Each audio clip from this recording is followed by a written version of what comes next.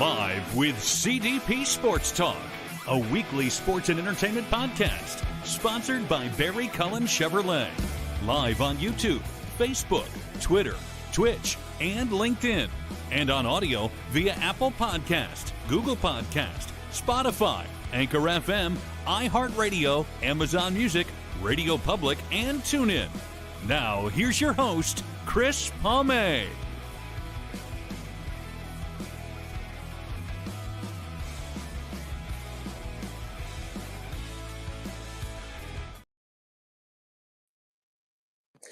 Good evening, everybody. Welcome to Season 9, Episode 20, overall 460 of Live with CDP Sports and Entertainment Talk Show, sponsored by Barry Cullen Chevrolet Dealership at 905 Woodlawn Road West in the Guelph Auto Mall. Check out barrycullen.com for the newest selection of new and pre-owned GM vehicles, as along with their great selection of all-electric vehicles and Cadillac products as well. You can call the dealership at 519-824-0210 and tell them Chris Palme sent you. And you can also email the dealership at info@barrycullen.com. I've been a proud customer of Barry Cullen Chevrolet here in Guelph since 2000. Barry Cullen Chevrolet dealership has been family run and operated here in Guelph since 1969. Live with CDP Sports and Entertainment Talk Show is also sponsored by Wellington Brewery at 950 Woodlawn Road West here in Guelph, Ontario.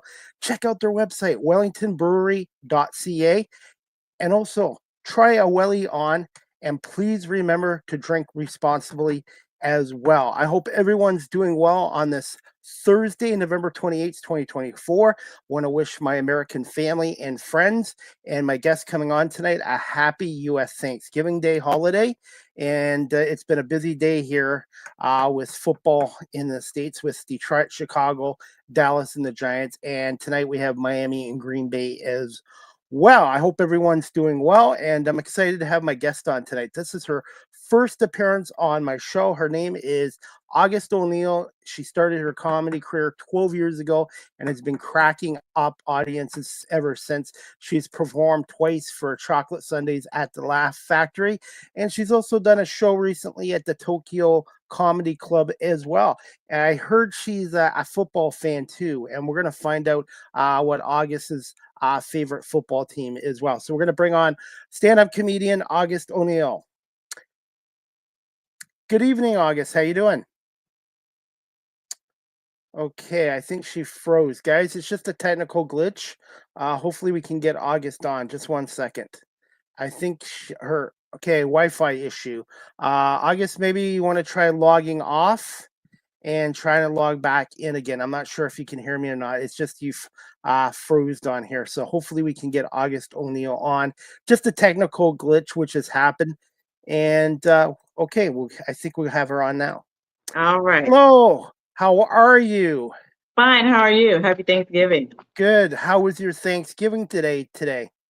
Oh, I'm recovering. You see, I got my robe on because as soon as I'm done, I'm going to sleep. Did you have a big family get together? Yes, we did. My mom flew in from Ohio. Then we met up with other friends and family in Phoenix. We just got back not too long ago for the dinner. So it was a lot of fun. So are you originally from Ohio? Yes, I'm from Columbus, Ohio. I grew up in Westerville. Wow. Okay, Yeah. Columbus, Ohio. So you must be an Ohio State Buckeyes fan. Very much so. Okay, you're gonna hate me because I'm a Michigan Wolverines fan and a Philadelphia Eagles fan. Of course you are. Of course you are. You only got about 30 seconds left in this podcast now. Hey, we got a game tomorrow, but hey, one thing about Ohio State, whether you like them or not, they're consistent every year. That they just know how to win, and it's still the best college rivalry as far as I'm concerned. It really Ohio is. State and Michigan, the best rivalry. Even if you don't like Michigan or Ohio State, it's a great rivalry, and college football is great as well. Yes, it is. It's a lot of fun. I love seeing it. And the game is Saturday, so 12 I'm looking forward to watching that. We'll see what happens. Absolutely. So Great Thanksgiving dinner. So what did you have, turkey or ham? Both, and turkey legs and neck bones, collard greens. I made my world famous deviled eggs. There's a whole bunch of stuff. Everything, peach cobbler, chocolate cake, bundt cake, just everything. Yeah, Ours is in Canada. It's usually the first or second week of October, so we're a little bit earlier than the U.S. Thanksgiving. But I always love ham and mashed potatoes and stuffing and veggies and pumpkin pie. I love pumpkin pie for dessert. Oh yeah, pumpkin pie is good. I don't. A lot of people eat sweet potato pie. I can't get into sweet potato pie at all. So, Not sweet oh, potato anything. Not yam anything. Nothing. I like it. So, how's the weather in Arizona right now? It's nice. It's like a nice 72 degrees during when the sun is out, and then it gets down to about 55, 60 at night. Not too bad. That's It's okay. that's balmy. Right now here with the wind chill, it's -3. Minus Yeah, I do three. So not it's envy you, sir.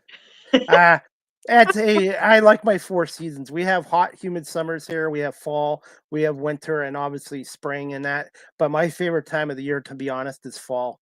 I'm not a big fan of humidity and stuff like that. I've never been to Arizona. I've been to a number of Yeah, states, but is the heat in Arizona, is it humid or is it more of a dry heat? it's it's dry heat, just like the hate, So, just but like the hate. anyways, Did you get that? No, you didn't get that. It's a dry hate. dry heat. So No, it's a dry heat. how long have you been in Arizona, and how do you like the state?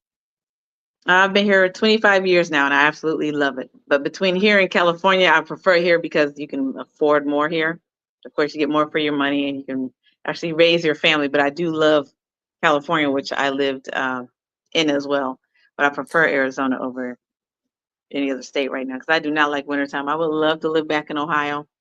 I just don't like snow, You don't and I own the like to be snow. half naked. Okay. I love the snow. I just love getting four seasons. But I wanted to say, yeah, California I haven't been to either, but I know with Canada it's very expensive here as well. So Yeah. I'm at the point where I would like to move somewhere where it's not as expensive and stuff like that. But wanted to get into some comedy with Yeah, you, go for it. August. Okay. What were some of your recently live shows, and tell us some of your upcoming shows coming up soon. Well, actually, I just had one. Well, last weekend I had a full weekend of features for Mike Paramore at the House of Comedy, and then last night I performed or opened for Sydney Smith at Desert Ridge Improv. So those are the most recent shows I did have done within the last week or so. And the girl is still tired. I'm still very much tired. But that's what's been going on. It's been a great time. I love featuring. I love opening, and it's absolutely a lot of fun. I get to be myself on stage. And now you're a 12-year veteran of comedy, and I wanted to ask you this. All right, just tell my audience a little bit about yourself, and how did you end up going into comedy, which you've been doing now for 12 years? Oh my gosh. So see, I was how do I explain it? That when you say talk about yourself, like no, I need a specific question. Tell us a little bit about yourself, and just how did you get into the comedy No, industry? yeah. What No, but I love like I'm a fan of Elvis, Beyonce, Michael Jackson, James Brown, Rick James, all of that. So bringing that to the stage and being who I've always wanted to be on stage, that lets me bring all of that out, including being funny. So I've never been to a concert where a superstar wore sweatpants or jeans and t-shirt, unless it's maybe Snoop Dogg, a few rap concerts. But I'm talking about the superstars. They got dressed up, they came out, they were blinged out. So that's why I want to be something different when it comes to my performance for stand-up comedy. But when I first started, of course, I didn't have my voice yet, and I would used to wear dresses. I'd still be cute, but I hadn't come out of the closet, so to say, as myself on stage. But I got into comedy after my dad had committed suicide. My son was a year old, I'm and I said, sorry. "Well, comedy is cheap." Thank you. I was like, "But comedy is cheaper than therapy," So that's what happened. And people always told me I was funny, and I said, this is another avenue. I want to try it. I've always done something in LA or Hollywood as far as acting, background acting, and I've always wanted to just be a superstar. I didn't know how I was going to do it, what I was going to do, but I was supposed to do something. And it ain't always work, a 9 to 5 or be behind the desk, which I feel like is my disguise. My real persona is me on stage. So Be that's that. yourself. Was there anybody else in your family that were performers as well in music or comedy or anything like that? No, not No? at all. I'm the black sheep. I'm the crazy. Look, all of them are comedians, but ain't none of them getting on stage. Put it like that. All of them are funny. They'll do something, but nobody's getting on stage. I'm the one that's like, well, I'm gonna get on stage. So, I wanted to ask you this, August. There are people yeah. that are funny, and I think I'm funny too. But what's the difference between being funny with your family and friends and then being funny in front of a live audience?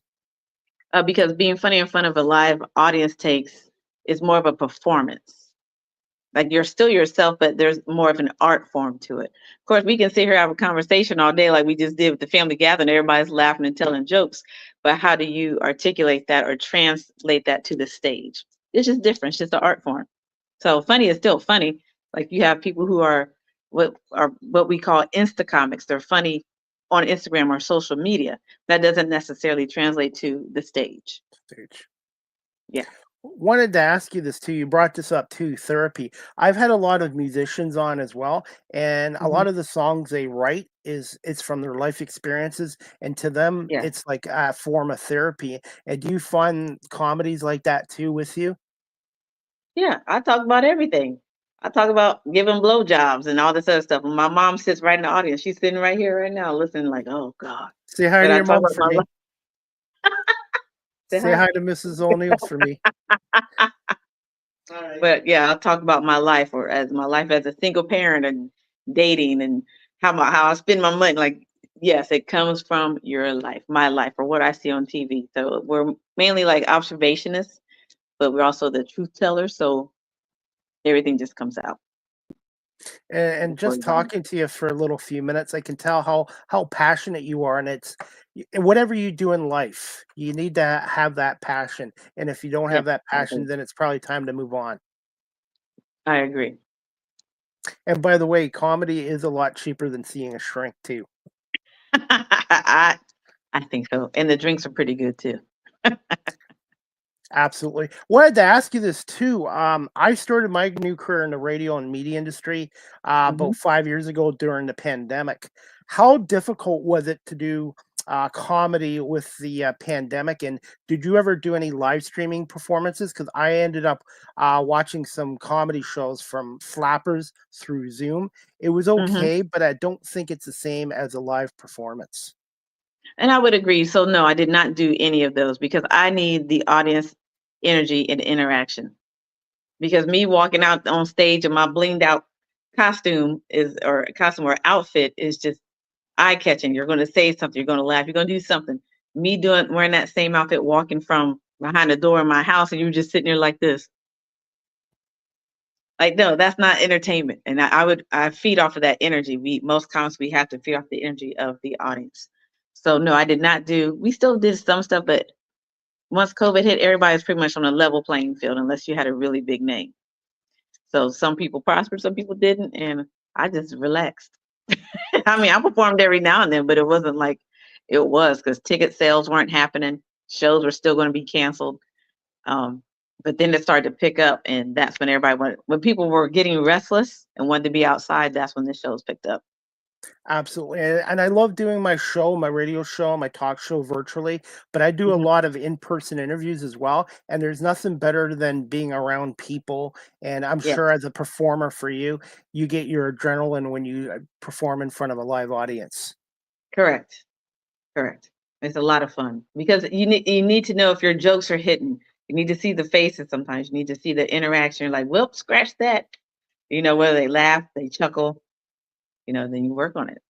If you're sitting behind the screen, you're just gonna be like, "Oh, you can't really tell if they're laughing. Maybe they're laughing on the inside." Who knows? Oh, Oh, he by the wanted to way, you say have a hi. dog? What's the name of your dog? That's Mike Lowry, DJ Mike Lowry. Oh, is it? Okay.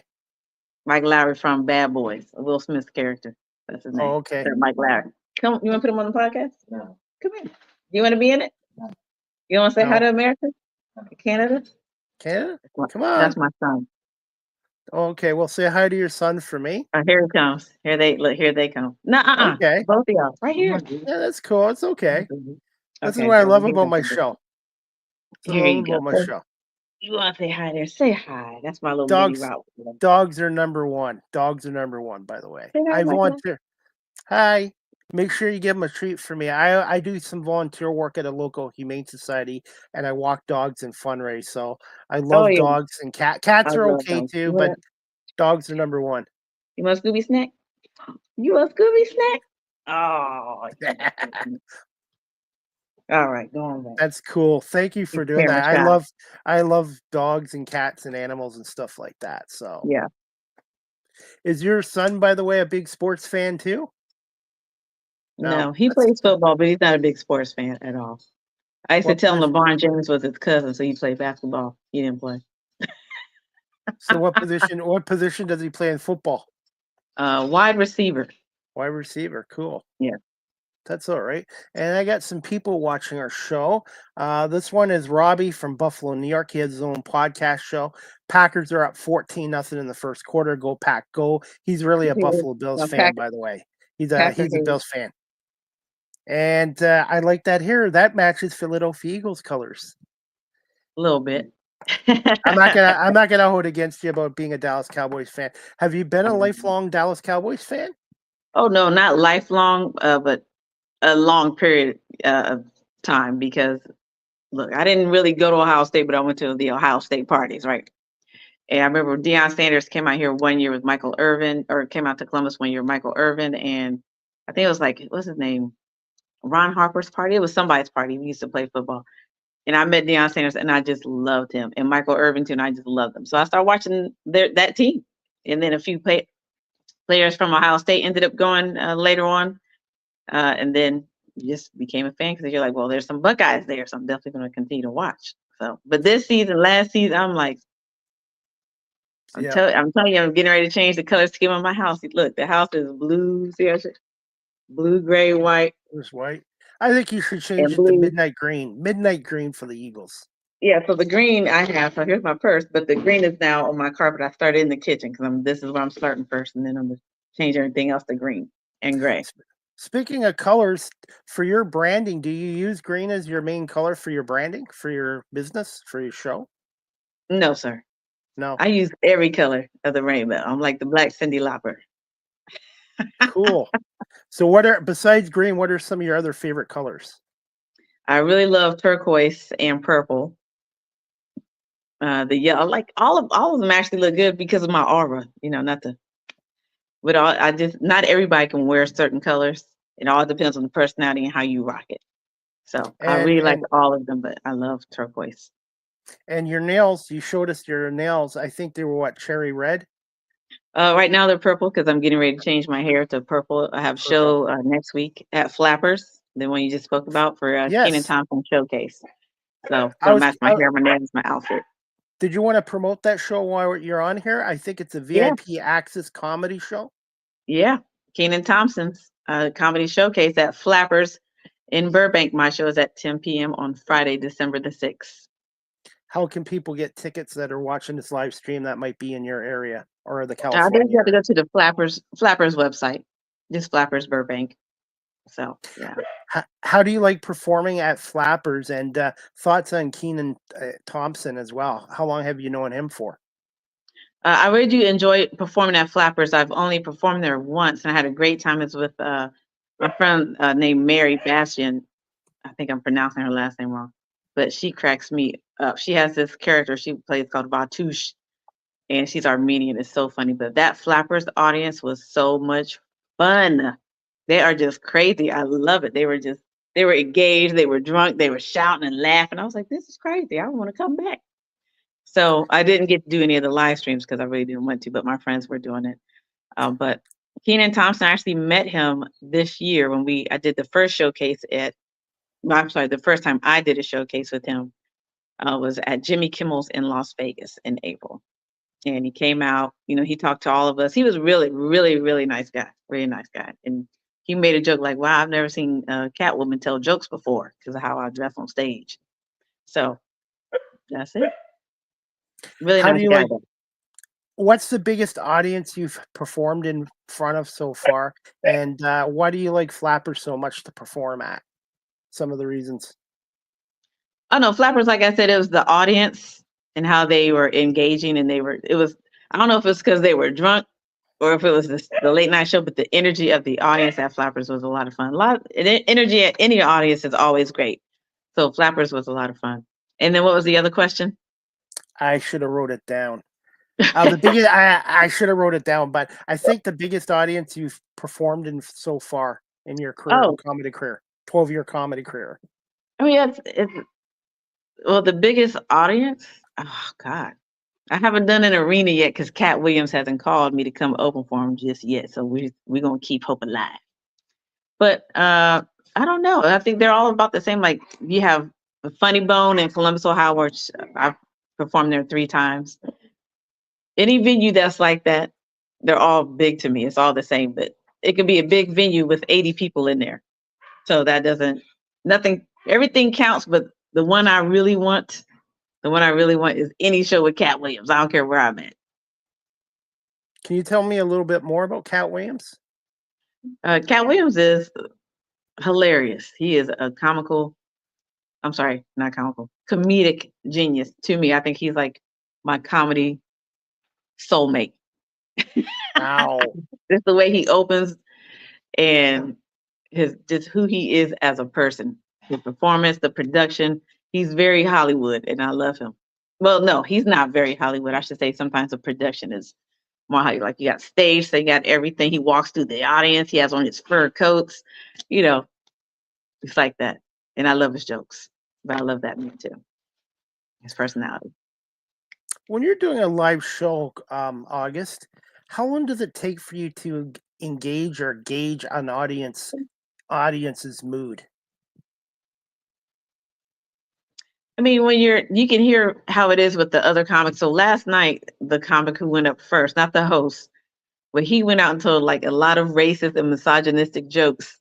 And there were chuckles, but there were a lot of boos. And when he got off the stage, they said, boo. And we're always sitting back in the back like, we have to turn this crowd around because they were there to laugh. Most audiences are there to laugh. So you have to give it to them within the first 3 to 5 seconds. And that's just exactly what happened. So I make sure you're going to laugh at something. You're going to notice like the hair, the blinged out cat suit, a one-legged anything. You're going to be like, what the? Y'all just going to be like, okay. And the first thing I say gets you. So that's how. Our society now has become more politically correct around the world. How much does that impact the comedy industry for stand-up comedians? I think some people are afraid to say certain things. We have to feel like we're going to be censored or else we'll be canceled. I'm like, well, you can't cancel me. I'm just not really getting started, but I'm at the bottom. So I'm going to say what I want. And a lot of people should still say what they want, but you cannot necessarily be offensive. And if you're going to be offensive, it better be fucking funny. That's it. I've spoken to some comedians from Canada and the States too. Some of the clubs they perform at make them sign agreements where they can't talk politics or they can't mention this. Have you ever had that in any of the clubs that you've performed in so far? No, I have not. Okay. Thought I would ask you that. And I also wanted to ask you this, being from the East Coast or Ohio, what are some differences between East Coast humor and West Coast humor? Besides the accents and more like what they go through, I think that's mainly what it is. It's everything's funny. I think how they talk about how they live their life on the East Coast versus how life is on the West Coast, where you have the beach, you're half naked, everybody thinks they're a Kardashian. It's stuff like so. That's the only difference I've really seen or heard or what they talk about. I mean, they talk about everything, but talk about the difference. How if you go to New York, or someone from New York will be in California, but they're at the beach still wearing Timberlands. So it's funny. So, do you have any more plans to do some more East Coast comedy clubs and also maybe internationally like Canada and some other countries as well in the future? Well, actually, I've already, not already, but it's almost done like the European tour that I'm doing next year for different spots in Germany, Paris, and Switzerland, and I'm sorry, Sweden, and what was the other one? Now I can't remember. Oh, Australia. So that's pretty much done. And I'm trying to get to Edmonton for the House of Comedy up there. And I've been speaking to other bookers there and Toronto as well. So Toronto, we'll I'm only an hour from Toronto. So if you come to Toronto, let me know because I'm just like 1 hour away. And I know it's Canada. Everybody thinks of hockey. Hold on just a minute. What are y'all Okay. doing? Where are you barking at? No. Well, go sit down. See, this is live. This is live. This feels like a setup. Give him a Scooby snack. Dogs are number one. Dogs are always number one with me. Golly. I think he wants to be in the interview. But You got something to say? No. You're gonna be all up in the videos. But what I was saying too, everybody thinks of Canada for hockey, beer, donuts, and that. But we've also had a lot of great comedians here, and there's a lot of great stand-up comedians in Canada as well, and a lot of comedy clubs as well. Yeah, well, one of my favorites is from Canada, John Candy. He was one of my favorites. I absolutely love him. The late John Candy, he passed away 30 years ago at the age of 44, and he was part of our version of Saturday Night Live here in the 70s and 80s at CTV. Yep, he was one of my favorites for his comedic timing and acting. I really liked him, especially in like when I first saw him, it was in Splash with Tom Hanks, and I fell in love with both of them then. And then I started watching him, and then in Planes, Trains, and Automobiles, and Armed and Dangerous. In fact, it was just I love John Candy. I love John Candy. Yes, and he's well loved here in Canada as well. And the first time I saw him in a movie was I think 1982 or 83 with National Lampoon's Vacation as the security guard.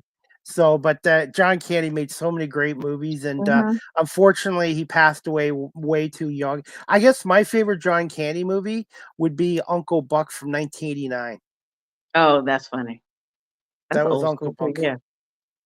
Yeah, the park's closed. I love that. Now that you're talking about National Lampoon. And the Christmas Vacation movie was great too. So, but I wanted to ask you this as well. Besides John Candy, who were some of your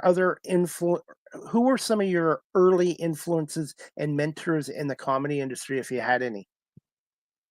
Well, my favorite is still always going to be Eddie Murphy. Good choice. Always. Good choice. Always. Because you'll see Eddie Murphy, he would mimic Richard Pryor, in Red Fox. Everybody tries to mimic Eddie Murphy when it comes to their comedy special. Everyone wants to wear red leather or have a blue background, but it's always like a red leather something.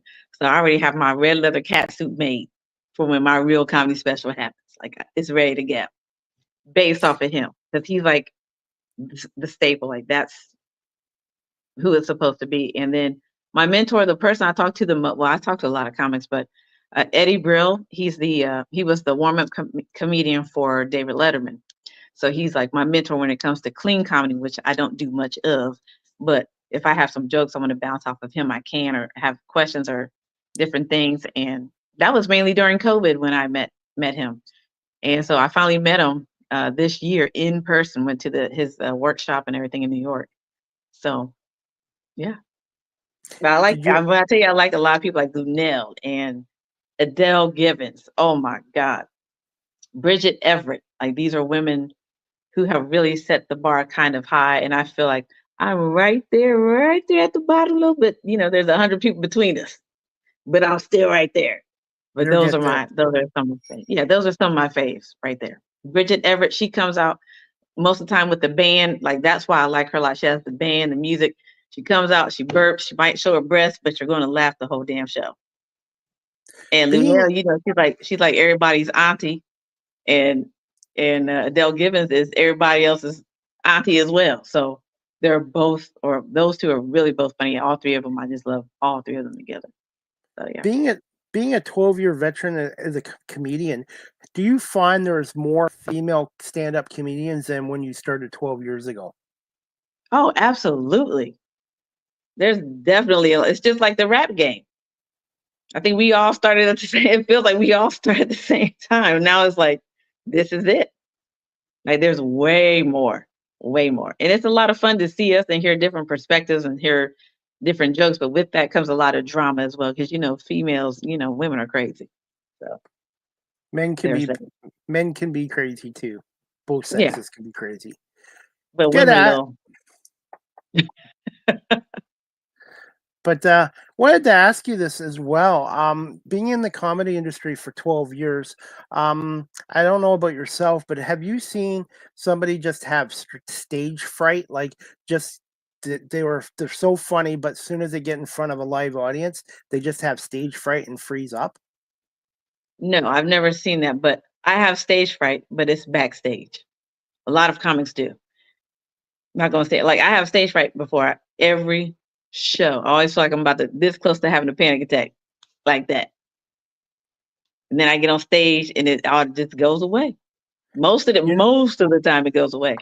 So I've never seen anyone have stage fright and like bomb on stage. I've never seen that. I But know when I Adele, the singer, she yeah. says she doesn't even like performing live anymore because of her stage fright. It's that Wow. bad sometimes.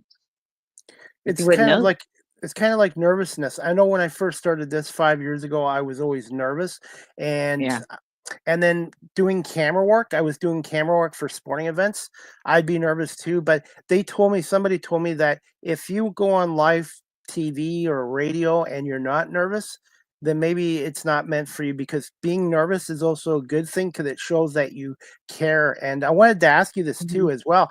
Before you do a live show, do you have any rituals or superstitions to relax and calm you and get you focused on what you need to do?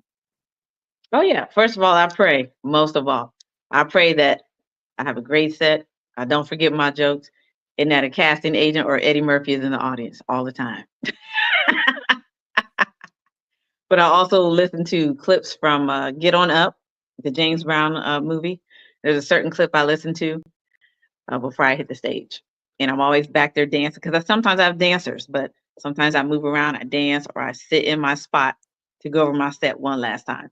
So like 3 hours before I have a show, I'm in my room and I feel like I should be in like one of those hyperbolic chambers where I'm just sitting there like this. Because sometimes I just need peace and quiet. What's your favorite James Brown song? My favorite James Brown song, God, there's so many. I don't think I have a favorite. I like all. Whoa, no, I'm lying. Living in America is absolutely my favorite. The one from the Rocky movie. Good choice. And do you have any musical talent too? Yeah, Yeah. there's my drum set back there. I don't know if you can see it. Yeah, I can see it. Oh, that's amazing. So what's Yeah. your favorite music to perform? Like what's your favorite music to listen to and to perform? To perform. Well, I don't get to play the drums in front of folks, which is probably a good thing. But I really like to practice playing CC Rider by Elvis because I still love Elvis. But I love old school music. I love like the time, Morris Day and the Time, Prince, Michael Jackson, the dramatics. I'm very old school. Like I have a whole old school station that I listen to. So like the whispers will come on and it'll be keep on loving me and I'm jamming and people are looking at me like, oh my God. Like my friends hate getting in my car because they call it a time machine. That's okay too. I like 60s Motown music, 70s and 80s classic rock Yeah. music. Have you mentioned Elvis Presley. Have you been to Graceland yet? Yes, I have. What was that I, experience like? I loved it. I absolutely loved it. I felt like I probably should have lived there. And then when you get to the museum and you get to where all of his outfits were, most of them on the stage, I was like, see, this is why I do what I do and wear what I wear. I want my stuff in a museum one day, like Liberace's was. Like I want these cat suits, and there's no other comic or comedian who has that. So I want to be the first. So that's where I'm at. But yes, I absolutely loved Graceland. It was great. I can't wait to go back. I'm going to go back again. Not been there yet, but I do like to make a trip there. Hey, since we're talking about your wardrobes, how do you go about picking them on the day of a show? Do you have somebody to kind of help you out, or is it just the mood that you're in that day? Normally I start with the color I'm going to do, and then I have someone who makes them. Her name is Natalia Acosta. She actually lives here in Phoenix, Arizona. She does a lot of drag show pageants, drag queen pageants, a lot of stuff for people on Telemundo and quinceañeras, and now she has her own line that is taking. She took the LA Fashion Week, so she makes mostly all of my cat suits. Anything that's really blinged out, she's made them. And how important is footwear too when you're doing stand-up comedy? Very important. Everything has a heel, honey, and everything has to match. I'm very precise. I have to coordinate. If I don't coordinate, I don't feel right. It has to be hair, face, nails, boobs, behind, shoes, everything, everything, everything. If one thing is off, I do not go on stage because it affects my performance mentally.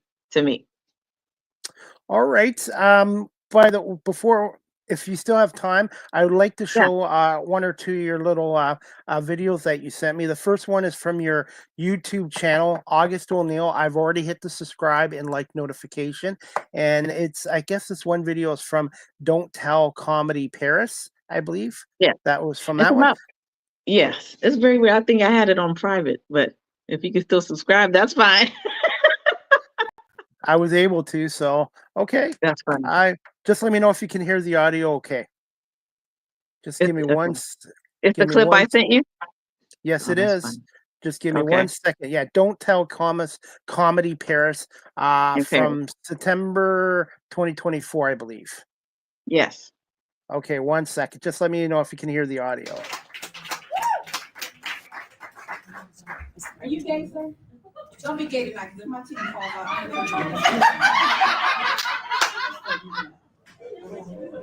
But I said if picking the wrong man and dating the wrong man was an Olympic sport, let me tell you, bitch, I'd have gold, bronze, and aluminum. That's where I'm at in my life. It's crazy. That's funny. Thoughts on that video? While I was there, I had fun. Thought it was great. What was the audience like? Oh, in Paris. So that was my third time performing in Paris. And the first time was Don't Tell Comedy in Paris. So they try to have an English comedy night. And, some people speak English, but it's like, kind of choppy. And then there are Americans also in the audience. So it was a lot of fun because most of the references were, they laughed at because they got it. Some of them did because they're like, wait, I don't understand that, which is understandable. I'm in Paris, so I don't speak French. So, but it was a great audience. It was a great time. I got invited back for a fourth time, and this time they said, bring whoever you want to bring. This is your show. And I was like, what? So we'll be back there in April next year. Did you learn any French when you were down there? Yeah, no, I didn't learn any French. No. I went to here's what I did learn about the French though. They drink wine with everything. And when I ordered, and I couldn't drink anymore, and it wasn't even wine I had been drinking, but they start the clubs. They go in at 12 o'clock, 12:30 and stay till 6 in the morning. I was like, I am old. I am not going to be out here that long. No. We were probably there like an hour and a half. By 2:30 in the morning, I was in bed with my leftovers from the day, prior. But I went to a restaurant and the guy was like, well, what would you like to drink? I said, Pepsi. He goes, I'm sorry, what? But with his accent. I was like, a Pepsi. He goes, where are you from? I said, I'm from the States. He goes, yeah, but where? Because you just sound different. I was like, oh, that's totally for saying that sound country. Got it. So, yeah. They go out late. They drink wine with everything. I absolutely love Paris, and I cannot wait to go back. We're going back for a show. And then we're taking our mom for her birthday to Paris Fashion Week. And then a girlfriend and I, we're going to Cannes, the film festival. So I'll be out there 3 times next year. That's amazing. I guess there is a time change there too. So you have to change with the time there. And how long of a flight is it? From JFK, or was it from Philly? It was about 8 or 9 hours. 8 or 9 hours. So not too bad. Yeah, wow. I'm still recovering from my show in Tokyo. My show in Tokyo was in April or in June, and I'm still tired. So that's why I hibernate. What was that experience like? And would you go back there again? And I think Japan's 12, 13, 14 hours ahead of us. Yes, it was great. Great. Any place I've been to, I have a great time because it makes you feel like when you don't perform in your home state. When you're sought after, it makes you feel special, like someone really wants to see me now, and that's how I felt in Tokyo and in Paris. And Tokyo, I'm taking pictures with people. They're looking at the outfit like, do you sing? What do you do? I was like, no, I tell jokes. I perform stand-up. Oh, come on. So yeah, it's a What was your lot of fun. So I go back there and I just spoke to them. I'll be going back next year, September, for the Tokyo International Comedy Festival. So I'll be there again. what was your favorite part of Tokyo and Paris, France? Favorite part of Tokyo was going to the temple and watching an actual ceremony in a temple that had been there like 200 years, sitting in there. And I'm like, oh my gosh, you're sitting in all this history. And then we stayed, our hotel was across the street from the Olympic Stadium in Tokyo. So that was a great experience too. I just loved everything about it. But we went to an English pub down there in Shibuya.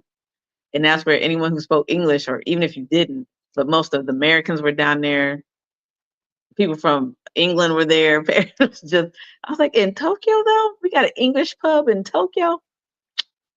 So I loved it. I had a great time. They have a club out there too called Church.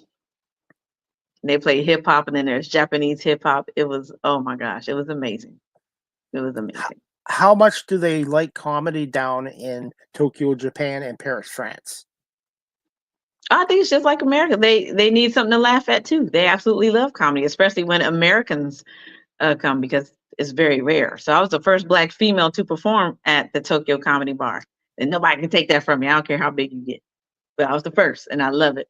So, I mean, I think comedy is just an international vibe. It's It everywhere. is. It's like music, absolutely. Yeah. And I don't want to get into politics on here, by the way, but you know what? The world right now, with everything going on around in the world, we need more Mhm. and we need more musicians and comedians nowadays. Sure, I believe so.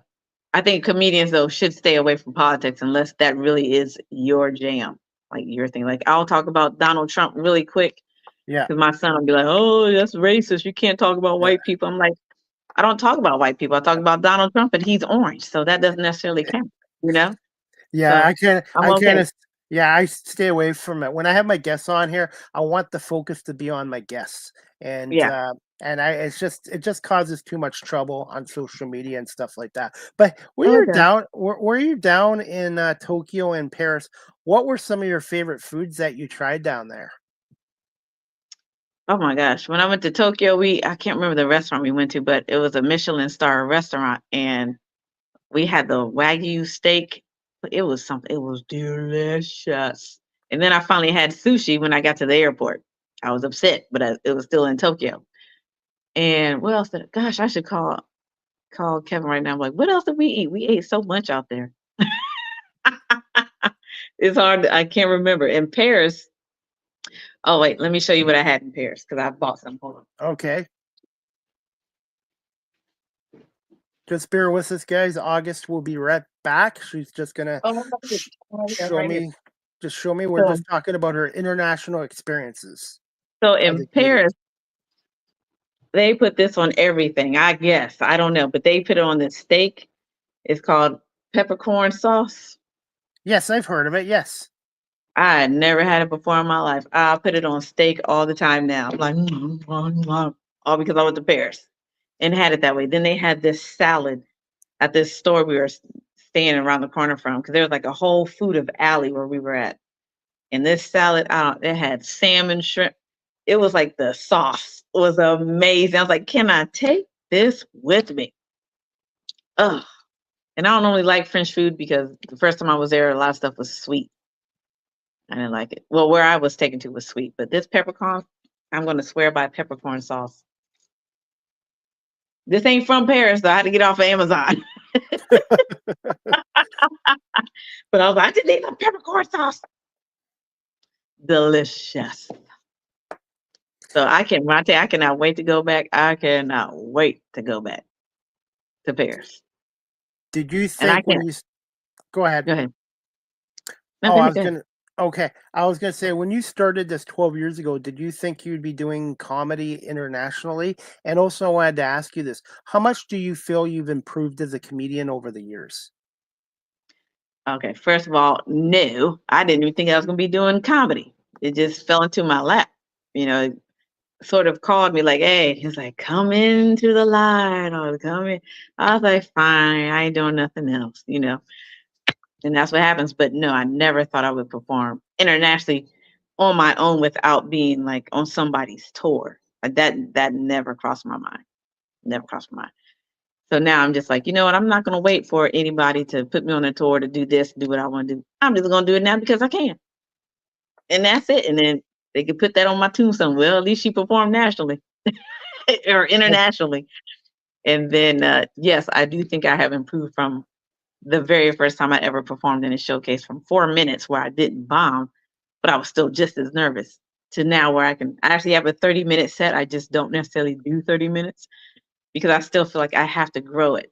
But my 15 minutes, I have 2 different sets of 15-minute sets that I really like. So yeah, as your life changes and you mature, you talk about different things, even though you can still keep, you know, the meat of your jokes or your sets in there. But as life changes, so does your set. It improves. And I think my performances, my act outs are different and better because I'm very animated.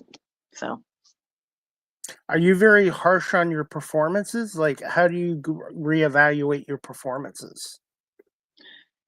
I'm not really harsh, but I do reevaluate them. Like the one for Paris, like when I watched the whole show, and I was like, man, your comeback could have been, oh, don't worry, they didn't laugh in America at that either. And they would have cracked up, because I understand they didn't get some stuff, and my comeback could have been different to even address that part. So I look at stuff like that. So I'm like, I'll remember that for next time.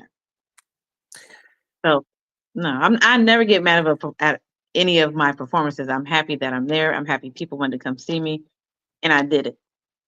And if I bomb in Paris, then I bombed in Paris, but I didn't. But it's Paris. Who's gonna be mad at that? Have you had the audience come up and do selfies with you or ask you for your autograph? All the time. Even last night, it never fails. It's because of the jokes and then how I look. And like, oh, you're just so funny. We love that joke, especially about menopause. Or what did your mom? We were watching your mom when you were talking about the blowjob joke. Like that's like the biggest compliment ever when they come up and recite your jokes to you or tell you their favorite joke. I absolutely love that. So a selfie is the new autograph. Absolutely, I totally agree with you. Wanted Yeah. to ask you this too. How important is ad-libbing? I know when I first started doing this 5 years ago, I Yeah. scripted everything, and I had some guests come on and give me advice and told me, Chris, it's okay to write points and notes down, but to That's have a it. natural conversation with your guests makes for a better show. And Yeah, that's correct. how important is ad-libbing for stand-up comedians? It's not as important, but you should always be ready. Like if you stay ready, you ain't got to get ready. Just know if you say one certain thing, someone's gonna be like, "But your mom is a bitch," You just be like, "Oh, I got to come back for that." You just gotta be prepared. There's nothing wrong with having them on your hip, but they don't have to be part of your set. For people, 'Cause it will sound scripted. yeah, and that's what you don't want to do. And I've learned Correct. too, I prepare for my guests and I read up on their bios and try to find fun facts about them, but I also don't want it to come off scripted. And I want people to know that this is a natural conversation I'm having with all my guests. Yes. A natural conversation sounds like a natural conversation. It doesn't sound like so blah blah blah blah blah blah. Yeah. Like if you watch, like I love how Shannon Sharp interviews his guests. Like he'll have the cards and the notes, but Yeah. it's still a conversation after he's asking the questions, and then you just see how it goes. You just gotta let people go off, and then he has a follow-up question that probably wasn't even on the document. It just has to flow. When you're doing a live performance, do you bring in some of the audience? Like, do you have some of them come up in part of your show? The people sitting in the front seats? I don't have them come up, but yeah, I do say stuff to them. Yeah, absolutely. Or even like during the show for Paris where I acted out, you know, I did the act out, but the guys are always in the audience like, yeah. Yeah, I'm like, wait a minute, you're way too excited for this. Hold on. So they love that sometimes. I don't mind. If they want to be part of the show, they be part of the show. It's a lot of fun. For those people that are watching this live stream or on audio platforms and they're interested in getting into the comedy industry, what advice, August, would you give to them? Well, definitely hit some open mics first and make sure that you're doing it for the passion of it in the art, I guess. Not so much like, oh, I want to do it and make money. You can make money anywhere, right? Of course, I want to be rich and famous and do what I love, but that's not why I got into comedy. So you also have to write. And I always say write jokes, but you should mainly write a premise and then the jokes come. So it's just mainly practice and be ready. Be ready for a lot of rejection. Be ready for a lot of crickets sometimes. Just be ready. Like anything Mindset, can happen with comedy. a strong mindset. It's just like the radio media Yeah, industry. You're going to get your successes, but you're going to get your setbacks. And one yeah, word I will never use is the word failure. I look yeah, at, I call them temporary setbacks, and I use yes, them as motivation and as a learning tool going forward. I agree. If you still got a few more minutes, August, I wanted to Oh ask yeah. you another question too. What are your thoughts on ventriloquists? I've actually had a couple on my show as well. I don't have any thoughts on a ventriloquist. That's an odd question. What are your thoughts on ventriloquist? There isn't one. That was random. Well, it's thinking on your feet. What do you love about the comedy industry the most, and what are some of the hardest aspects of it? Oh, what I love about the most, as far as I'm concerned, is that again, I can be myself on stage, wear what I want, say what I want most of the time. Your friends come out and see you. You know, I love it, and it's a lot of fun, and I get to be myself. Um, what was you said? What's the hardest part? Is that what you said? Yes, the hardest aspect. Trying to get to where you really want to be when you feel like you deserve it. And you just have to keep working and working, working, working, working, working. And you're like, man, when do I get the break? I've done this, I've done that, I've done this. I did everything I was supposed to do according to the comedy rule book. And then your break hasn't come. And so all you can pray for is the big break. And you just got to keep working until it happens, whenever that is. Sometimes your big break comes in the form of you standing at Dairy Queen and you made the cashier, laugh, and behind you is the casting agent. And you've never done comedy in your life. And then meanwhile, you got people like me who's sitting there doing talented stuff and telling jokes. It just happens. It's just when it's your time, it's your time. That's all you can do. And how important is it to have connections and networks in the comedy industry? That's very important. It's more or less, it is really about who you know a lot. So when I do these festivals, it's good networking. I meet a lot of people. I get invited to go do other shows. I tell them about bookers in my city. We talk about different festivals. And that's how you just keep going. That's how I was invited to go do these shows in Europe. So I feel like the Josephine Baker of comedy. I love it. Can you also tell us about the writing aspects of writing your own jokes? And do you ever have a time where you get like a writer's block? Yeah, I mean, sometimes you get a writer's block, but I mean, yeah, you do. And I love writing my own stuff because no one can perform it like I do because it's my story. But people will steal your joke regardless. It's happened. How competitive is the comedy industry, especially when you just when you first broke into it? It's way more competitive now because you have more of an avenue when it comes to social media and how people are just putting up skits or they do. I mean, everyone is everyone is funny, I should say, on social media, but not everyone is a comedian when it comes to stand up. So you have more avenues, different things you can do where people will see you. They're like, hey, let's book you. And you get out there on the stage and you're like, after 5 minutes, you're going to bomb because you're not used to that platform. You're used to being funny on social media, but not a stand-up comic. So there's more of an avenue where you can get attention. And it isn't always comedians getting the attention. So there's that. Now, you mentioned before getting open mic reps. Would you recommend somebody only doing like a small skit first instead of trying to go for 10 minutes, 20, 30 minutes when they first start doing open mic? Uh, Sure. I say do something small. Some people want to go to open mic and just say, I'm just going to wing it. Wing it then. And we sit there just like that. But I rarely go to open mics. I don't really go to open mics anymore. So, but no, I say if you're going to go to an open mic as a newcomer, write down your premise, and the jokes will come. Or write out the jokes, whatever makes you comfortable. That way you don't forget it and you memorize it. And then go test out like a 4 or 5 minute set. And then grow it from there. How would you describe your style as a comedian? Very adult, very showy, very different. Like I said, I'm gonna come out.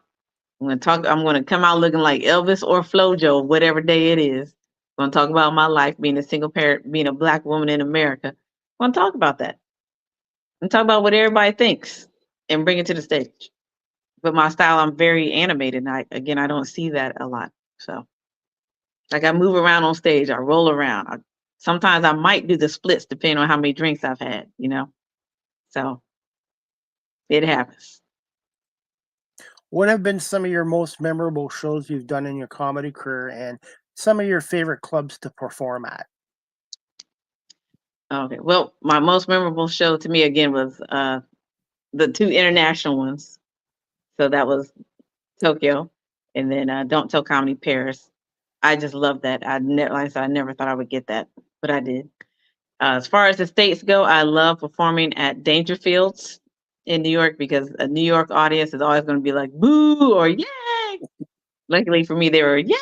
So yeah, I love performing in New York City. I love the energy of New York. Like I said, if I bombed anywhere else outside New York, if I ever bombed in New York, I would be pissed and I would probably quit. Which city do you think would be tougher on, New York or Philadelphia crowds? New York. New York, yeah. Well, I mean, they're like New York and Philly are like cousins or maybe stepbrothers. I don't know. It's almost the same to me, but I think New York. And we have a viewer here, and she wants Yeah, to see. ask you when is your next show?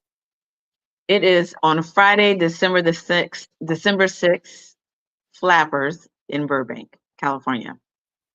I think her name's Boys. I want to say thank you to Robbie. Oh, that's both. and- That's both say. Why is she on here? She know my next show. That's my trainer.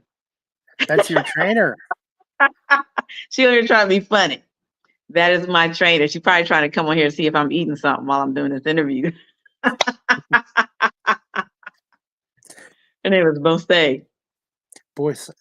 Well, thank you so much for watching, and my other friend Robbie too, and that's what I love about my show. I'm based in the Toronto area, but my show's got listeners in 40 countries around the world. This technology, I know everybody talks about technology having its negative aspects, but I wouldn't be doing this new career without this technology nowadays. Yeah. But tell those folks, those other 40 countries to book your girl, like, cause I fly. I go anywhere. Hey, here's a fun fact about me, and I don't think you'll believe me, but I'm 52 years old. I've never been on an airplane yet. What? Not yet. No, I have never been on a You're plane. not living, so you're only existing. You need to get on the plane. Another fact, I have a niece who just got her beginner's pilot license. So eventually Don't fly with her. Don't fly with her. So you'll never get on the plane again. Never fly with family? No, don't fly with a student pilot. That's what. Yeah. Jesus, no. And I imagine being on airplanes, which I've never been on, you probably get some of your comedy material from observing people on these planes. Oh yes. I wrote a whole set about how I hate sitting in an aisle with people who have the window seat and they keep the shade up. Oh, I just want to just punch them in the face. Just, put them shade down. Oh, it's so annoying. Or when we're flying a red-eye flight and everyone's lights are out except you, because you want to fucking read Flowers in the Attic like you haven't seen the movie 3 goddamn times. I hate that crap. Why are you leaving the reading light on? I would like to sleep. So you know what I do? I fart. Oh. And they look at me and I look at them like, you got the light on. That's your punishment. I've got a suggestion. Maybe they should have comedians do stand up on airplanes. Stand up I mean, here's the thing: we get up. Well, I've done it, but I haven't done stand up. but I'll get up there and say, like they know me sometimes because I work for the airlines, and they'll say something like, "Do you want to tell a joke real quick?" And I'm like, "Yeah, sure." Like, let me test it out. I've done that. It's a lot of fun. It's funny. What's And the then they say, longest? "When are you coming?" So I've had people from my flight come to an actual show. That happened in LA. Amazing. Yeah, Amazing. I should try it once in my life. I should try it once. you should. It's a lot of fun. I love Yeah, comedy. This is the job I said I would do for free, even though I don't have to do it for free. But you just love it. I love it. Doesn't feel like a job. It feels like who I am, where I'm supposed to What be at. when you're doing something that you love, it's not work, it's a passion. And that's what Correct. I love about my show. It's not about me, it's about my guests.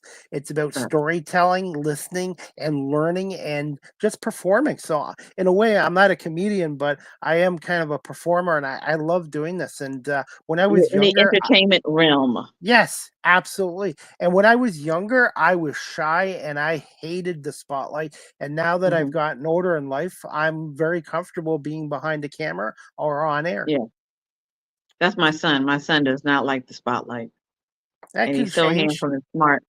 Yeah, so I'm like, you want to be here? No.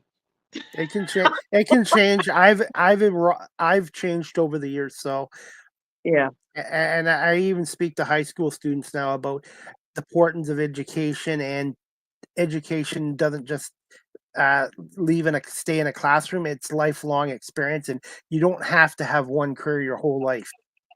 no, absolutely. I never, like I said, I never thought I'd be doing comedy. I thought I'd be acting somewhere. Go figure. So this will probably hopefully lead to other things I like to do. But I love performing and traveling and making people laugh. Like if I can make you laugh a little bit for a good 15 minutes and you forget about your problems, then I've done my job.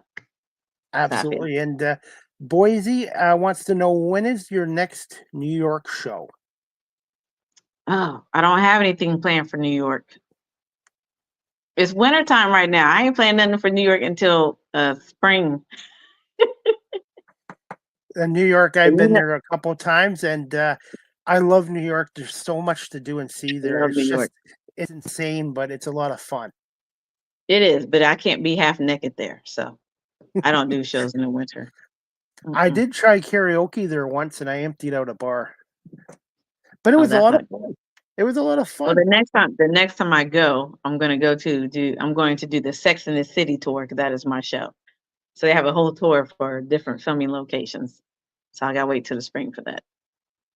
My favorite spot in New York City was the top of the Rock. I don't like heights, but Oh yeah, I went up the top of the Rock, and it was yeah. amazing. And I did it. You know how actually I got a little taste of the broadcasting bug is 5 years ago I went to the NBC studio tours, Mm-hmm. and they let me do Mm-hmm. a 5 minute sketch of the late night show, and nobody Mm-hmm. wanted to volunteer to be on camera and do the host part. So I just said, what the hell, why not? I'm on vacation, and I actually Yeah, got a taste of it, and I really liked it. It was a lot of fun, New York. yeah. I was just there in July, and it was a lot of fun. I even went to Rockefeller Center. I tried to get the Studio 8H. I was like, "Yeah, I can't let them know. We can't know." I'm like, "Come on, let me. Come on." They're like, "No, get out." So, oh, I was all up and through that building. And the top of the rock was right there, and they were like, it was $40. I was like, $40 to do what? I ain't going up there for no $40. I gotta go eat. I can eat my I, $40. That's I exactly what I just went and did. I just went and paid it and did it anyways, and Yeah, it was amazing. I did as much as I could, but you can't do New York in a couple days. You need no, at least a no. full week or more down there. So I'm going there for my birthday, the same weekend that Saturday Night Live is having their 50th 50. anniversary or 50th birthday Amazing. party. So I'm going there. I'm on standby for those tickets that day because I'm like, well, I'm turning 50. Let's turn 50 together. So I want Oh, to skate at amazing. Rockefeller Center, and then hopefully I get those tickets for Saturday Night Live. But I yeah, feel old because I'm 52, but it's amazing Saturday Night Live has lasted this long. It's amazing. I know. I know, 50. They're vintage now. That's how I look at it. Age is just a number, and Mhm. it is. And I don't judge people now. I've had people guests on my show that were in their 20s, and I've had a comedian that was on my show that was in his 80s. So Yeah. Age is just a number, and that's what I love about this show. August, we're gonna wrap this up. I want Okay. to say thank you so much for coming on tonight. I do this with all my guests at the end of our shows. What are some fun facts about August O'Neill that your audience and fans might not know about you? Oh gosh. I really like to one day, if Bonnie Padilla will have me, I would like to do a guest voice of like Marge Simpson's black sister. I got a mean Marge Simpson. I don't Great. know. That is So if terrific. Can you do it? she had a black sister, it'd be me. Can you do any I like to others? do voice impersonations. But yeah, because I used to be Scooby Doo at Universal Studios Hollywood. I played Scooby for 2 years. So yeah, when kids would rub my belly, I would do the, I do all that stuff. So I do some voices. It's a lot of fun. Is there any other Simpsons characters that you can do or like? Oh my gosh. It's so funny, like when I talk about my friends, I can do their voices and people don't know them, but I impersonate some of my friends or people I work with. But I do a Medea. I'm working on my Medea voice. It's not there yet, but I'm working on it. No, you're not going to hear it right now. Don't be sitting here all quiet trying to hear it. I'm working on it. That's why I was like, oh no, I can't do that one. Do you have any plans for a website too in the future? Yes. So my friend and I, she even asked me for a website. That way I can stay off of social media. I said, I just need someone else to run it. So It's yes, a we're lot getting of ready to work. do the website. Huh? I was going to say social media, doing this full time, it's a full time job itself too. It is. It is. And I'm like, dude, I can't do everything. I'm Wonder Woman. Like I'm like here. I'm like Octomom with just 8 arms everywhere. So I said, if you do the website, you handle everything. I don't want to look at nothing. So she's working on it. I told her, I said, I want everything up and running, hopefully by, my birthday. And what's funny about TikTok? I joined TikTok 4 years ago. I thought it was ridiculous. I was too old for it. But you know what? Mhm. TikTok's been a really good tool. I learned how to promote myself, my guests, and share, edit video and clips of my shows on Oh, TikTok. yeah. It's really been a great tool. Yeah, some of my video edits come from there when I'm promoting a show or posting pictures like a collage. And I love how they just do all these different designs. I'm like, oh, this is great. So yeah, I like TikTok. But I want to give a shout out to Fashion Nova too, because Fashion Nova keeps me suited and booted and looking good. Now, hopefully one day they'll make me the brand ambassador because they don't have a comedian. That's a brand ambassador. And then Adidas as well, because I love me Adidas. Like I wear my cat suits. I'm blinged out. I got my Fashion Nova on sometimes. And then after the show, I throw on my Adidas outfits. See, I got a whole plan. I got a whole plan. They just got to find me. When you I'm go ready. when you go international, how much luggage do you take with you? I take 2 carry-ons. That's it. I'm a professional packer. Mm-mm. That's, I don't do all that extra stuff. I'm not. It's just not that serious for me. I take my outfits. I know my 2 outfits that I probably wear on the stage of my first choice and second choice. Then 3 or 4 outfits for the rest of that week with a whole bunch of draws. And I'm like, if I need it, I'll buy it. So sometimes any country I go to, any city I go to, I buy an Adidas tracksuit and shoes. Always. Everywhere I go. Because I like to be like, oh, I bought this in Tokyo. Oh, I bought this in Hawaii. Oh, I bought this in Paris. Like I love that. So as for shoes, um, flats or heels? on stage, heels. And then if not, I'm wearing my shell toes, any type of Adidas. I do Adidas all day. I'm a Skechers guy because they're very comfortable for me. Skechers. Skechers, yes, I'm a Skechers guy. Oh my God, what are they teaching you out there in Canada? No. I used to wear Nikes, but lately they've been uncomfortable Nikes. So Skechers Really? to me is just really comfortable for me. No, it's Adidas, not Adidas actually, but it's Adidas. Those are the best ones. I love the 3 stripes. It just means something. That's like a world apart from everybody else. Like the 3 stripes, and then you got a Jordan brand. I don't know what the logo is for Skechers. So Tony Adidas. Tony Romo. But hey, I was gonna say too, the older I get, everything goes back to retro, and now Converse All-Star shoes are back. I used to have those in the 70s and 80s. I can't believe Converse have come Oh back wow. like that. My mom wore her Converse to Arizona this weekend. I made her wear some shell toes. We went to dinner. I just showing she got the red and white Converse right now. Speaking of moms, does your mom have comedy ability too, like you? So my mom and I are very much alike, except I perform stand-up comedy and she is a pastor, or I'm sorry, a minister. So Amazing. yeah, so we both have an audience. Just her take is different. Hers is more from the Bible, mine is more about what Jesus actually meant was. So maybe one day you and your mom could start your own podcast talk show. Really called what? Jesus and jokes. We're gonna start Jesus and jokes. Yes.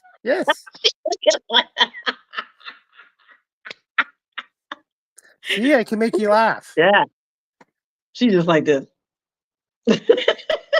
And that's what I love about this show, man. It's just connecting with guests and learning. I'm making friendships, connections with people, and I just really enjoy this. And I want people, every guest to come on here. Yeah, I'd like to say hi to your mom. We say hi to Canada and 40 other countries. We got on our night clothes because and she watching football. You want to just come on the comedy podcast? And look, say hi. She a Dallas fan too? No. Hello. No, you're my good books. Nice, right there. Nice to meet you. Hello. That's me. I got my Arizona hat on too. Amen. See? Amen. I'd be like, yeah. I have 120 hats. I have a hat fetish. Wow. Oh, that's funny. Well, it's nice meeting you. Nice to meet you too. It's a pleasure to have your daughter on too. Yeah, she's terrific. I love her. Absolutely. That's priceless. That's Jesus and jokes. Coming 2025. Seriously, and you can credit me for the idea. Yes.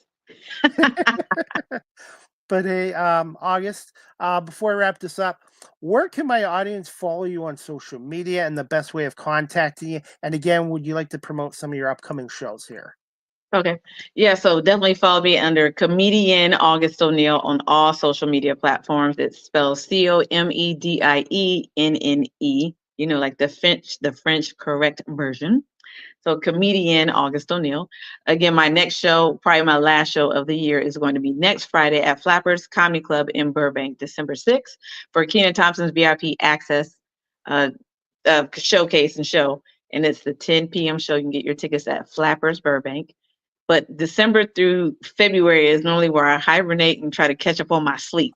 So, and get ready for everything else. Because like I said, I'm still recovering from Tokyo in June. I haven't had great sleep since. So I need to get it together. And then I write more. Are you a morning person or a night owl? In my real life, I'm a night person. I'm a night owl. But in my 9 to 5, I got to pay bills life is morning. But I was going to say, yeah, I'm more of an afternoon and night guy. So yeah, morning, I don't know. It's just for the birds. That's why I say, I'm like, man, I don't like, I'm glad I can wake up every morning and do what I need to do, but I'd rather be out at night. So. Well, I want to say thank you so much for giving us over an hour of your time. I really enjoyed talking to you, and I want to wish you continued success in your comedy career, especially. And it was a pleasure to meet your dog and your son and your mom as well. Thank you. And when I get to Edmonton, I'll definitely let you know so I can get you on the list and get you in. Or even closer is Toronto. And you'll love Canada. It's expensive here, but the comedy clubs here are terrific, and there's a lot of funny people here as well. Absolutely. I can't wait. Plus, I want to go to Ladysmith because I love Pamela Anderson. I'm going to invite her ass out because I love her. So, she's Canadian too. She's from British Columbia. Yeah. Yeah, she still lives out there. So I really like her. I really like her how she's changed and matured a little bit, but she's still a legend. So she got Pamela Anderson got discovered as a cheerleader for the CFL's British Columbia British Columbia Alliance. Yes. Oh, I know the history, child. You can't get me. I know history. And hey, before I let you go, what's one thing you know about Canada besides Pam Anderson? But one thing I know about Canada. Well, I went to Ontario. Okay, that's my province. Vancouver is like the Los Angeles version of Canada. And they tape a lot of film, like they'll do Snapped and a lot of stuff there. They film a lot of Snapped there. And then people are supposed to be from Tennessee, but they're over there filming it in Vancouver, and the accents just throw me off. It cracks me up.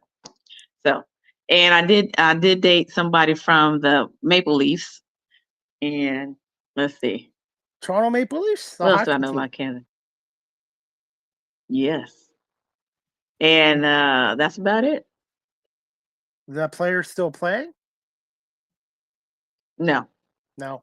Players always gonna play. No, I'm kidding. No. He actually lives here in Arizona. You guys used to have a hockey team, and then they packed up and moved to Utah.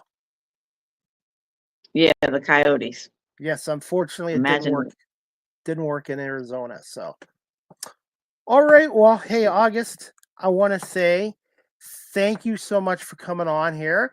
Give me a little bit of time tonight, and I will send you the video and the audio of our show, and I'll break this into some reels and clips, and I'll tag you on social media platforms as well. But you also have an open invite to come back on my show again. All right, great. Thank you very much. I appreciate it. Chris. Thank you so much, August. Take care, and tell your mother have a good night, and we'll see you around. Thank you so much, August. All right. Thank you. Good night. Good night. All right, good night. All right, guys, that concludes season 9, episode 20, overall 460 of Live with CDP Sports and Entertainment Talk Show. I want to say thank you to my guest tonight, August O'Neill, a stand-up comedian out of Arizona, originally from Ohio as well. I'm going to play one of her clips right now, guys. And this is from her Instagram page, and this is from one of her performances. And just give me 1 second. We're going to play the second clip of August O'Neill. Just 1 second.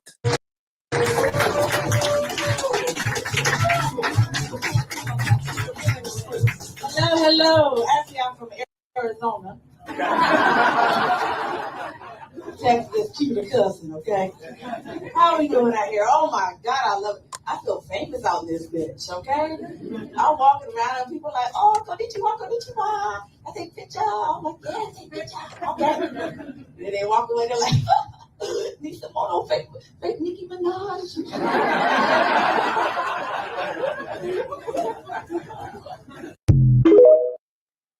And that clip was courtesy. That clip was courtesy of August O'Neill's Instagram page as well. So again, thank you to August O'Neill for coming on here, and I want to wish all my American family and friends a happy U.S. Thanksgiving Day as well. Speaking of U.S. Thanksgiving, there was 3 NFL games on today. The Detroit Lions hung on to beat Chicago 23-20. The Dallas Cowboys upset the New York Giants 27-20, and the Green Bay Packers right now are taking on Miami, and I'm guessing it would probably be at halftime or in the start of the third quarter. At last count, it was 14-3 Packers in the second quarter against the Green Bay Packers, leading the Miami Dolphins 14-3 in the second quarter as well. Before I wrap the show up, guys, Wellington Brewery, founded in 1985, is located at 950 Woodlawn Road West in Guelph, Ontario. Check out their website, wellingtonbrewery.ca, 519-837-2337. Try a Wellion, and also the Christmas Lager Mix Pack is your go-to gift or party favor for a truly refreshing holiday. Packed with premium lagers, this mix includes our year-round classics, the smooth Golden Helles Lager and the easy drinking Boot Light Lager, plus a special seasonal treat, Crispy Forever. These crisp, clean brews are These crisp, clean brews are each uniquely crafted for a balance of flavor lower alcohol, and ultimate refreshment, making this mix approachable for any crowd. This festive 6-pack box is as handsome as it is convenient, perfect for sharing at parties or gifting to those beer lovers in your life. And again, check out Wellington Brewery at 950 Woodlawn Road West in Guelph. And their website is wellingtonbrewery.ca. And try a Welly on, and please remember to drink responsibly.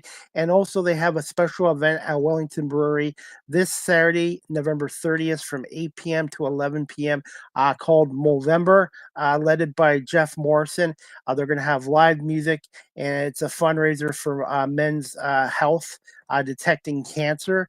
And they're going to have barbers there to shave off the guys' mustaches that they grow for the month of November. So Wellington Brewery this Saturday night from 8 p.m. to 11 p.m. Live music. Get yourself some beer, and they will be shaving off their mustaches. And who knows, maybe I'll shave mine off as well. Also, guys, at Wellington Brewery right now, 1 week only from November 25th to December 2nd, 10% off their website wide for a $50 minimum order. Cannot be combined with draft, bundle products, and other discounts. So wellingtonbrewery.ca, and they're a proud sponsor of Live with CDP Sports and Entertainment Talk Show. The next Live with CDP Sports and Entertainment Talk Show, sponsored by barrycullen.com and wellingtonbrewery.ca, is going to be tomorrow night, Friday, November 29th at 7 p.m. Eastern, with my special guest, Calves Morton, a comedian based out of Virginia. So make sure you tune in to tomorrow night's show at 7 o'clock with Calves Morton, a stand-up comedian as well. If you're looking to adopt a pet, check out the Cambridge and District Humane Society at 1650 Dunbar Road in Cambridge, Ontario. Telephone number 519-623-7722, or visit their website at cambridgehumanesociety.org. Live with CDP Sports and Entertainment Talk Show, again, is live streamed on these platforms: YouTube, Facebook, Twitter, X, Twitch, LinkedIn, and now available on Instagram. Make sure you check out my website, beacons.ai/Chris D. Palme. Live with CDP Sports and Entertainment Talk Show, again, is brought to you by Barry Cullen Chevrolet Dealership at 905 Woodlawn Road West in the Guelph Auto Mall.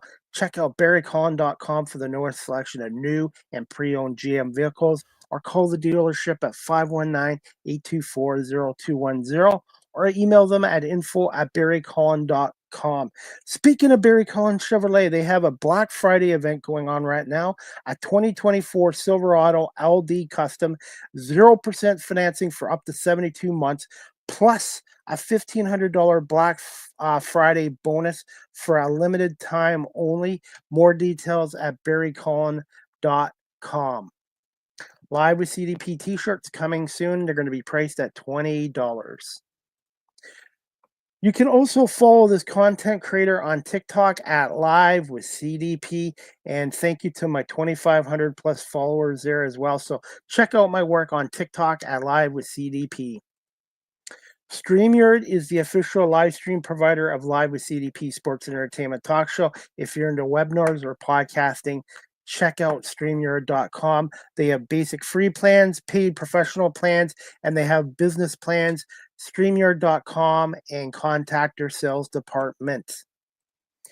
Live with CDP Sports and Entertainment Talk Show, the audio version is available on these platforms: iHeartRadio, Amazon Music, Spotify for podcasters, Apple Podcasts, Breaker, Pocket Casts, Spotify, Castbox, LinkedIn, Pandora, TuneIn, YouTube Music, and Good Pods. Make sure you hit that subscribe and like notification.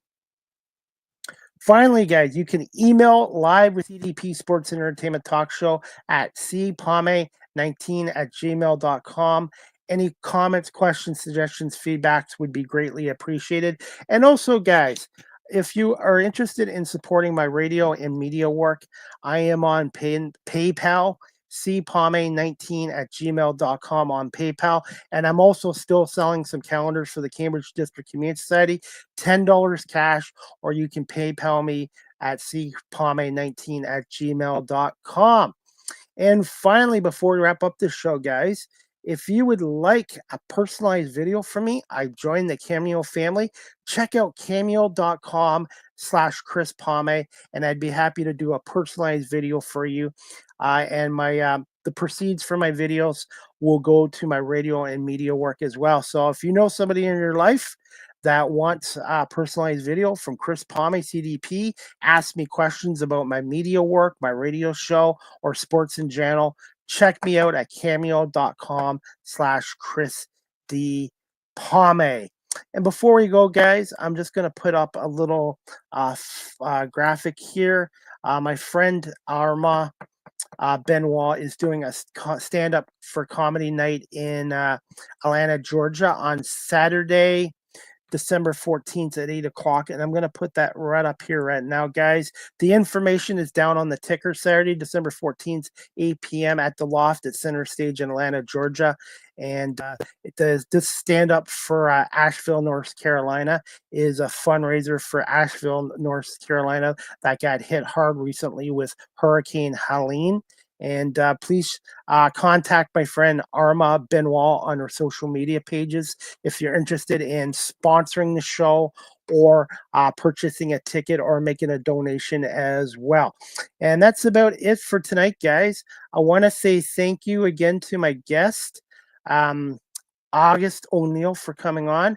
And I'm really looking forward to my next show, which is tomorrow night on Friday, November 29th at 7 o'clock with Cal's Morton as well. And that's about it. I hope everybody has a great evening, and we'll see you back here tomorrow night at 7 o'clock. Thank you, everybody, for watching and listening to Live with CDP Sports Entertainment Talk Show, brought to you by Barry Cullen Chevrolet and by Wellington Brewery here in Guelph.